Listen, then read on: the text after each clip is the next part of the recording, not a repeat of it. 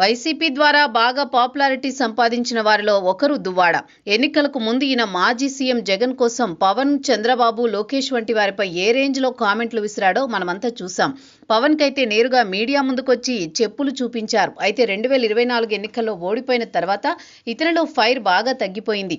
ఒక ఇంటర్వ్యూలో పాల్గొన్న ఆయన ప్రస్తుతం ఐటీ శాఖ మంత్రి లోకేష్ కి సపోర్టుగా మాట్లాడిన మాటలు చూసి జగన్ అతని పార్టీ నుండి సస్పెండ్ చేశారు. ప్రస్తుతం దువ్వాడ శ్రీనివాస్ ఏ పార్టీలో లేడు. వచ్చే ఎన్నికల్లో స్వతంత్రంగానే పోటీ చేస్తానని రీసెంట్ గానే ఓ ఇంటర్వ్యూలో చెప్పుకొచ్చాడు. ఇక ఆయన సతీమణి దివ్యల మాధురి రీసెంట్ గాని బిగ్ బాస్ 9లో ఒక కంటెస్టెంట్ గా పాల్గొన్న సంగతి తెలిసిందే. 3 వారాల తర్వాత ఆమె ఎలిమినేట్ అయ్యింది. ఉన్నన్ని రోజులు తనకి మనసుకు నచ్చినట్టుగానే ఉంది. కంటెస్టెంట్స్ అందరినీ గడగడలాడించింది.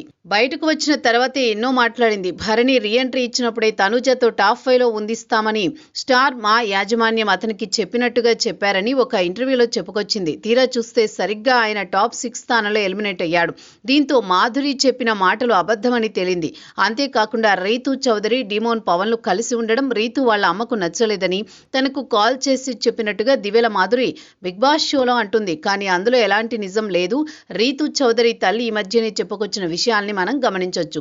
ఇదిలా ఉండగా లేటెస్ట్ గా ఈమె ఒక ఇంటర్వ్యూలో పవన్ కళ్యాణ్ గురించి మాట్లాడుతూ, నేను పవన్ కళ్యాణ్ కి చాలా పెద్ద అభిమానిని. ఆయన ముక్కుసూటితనం, సహాయం చేసే గుణం నాకు చాలా ఇష్టం.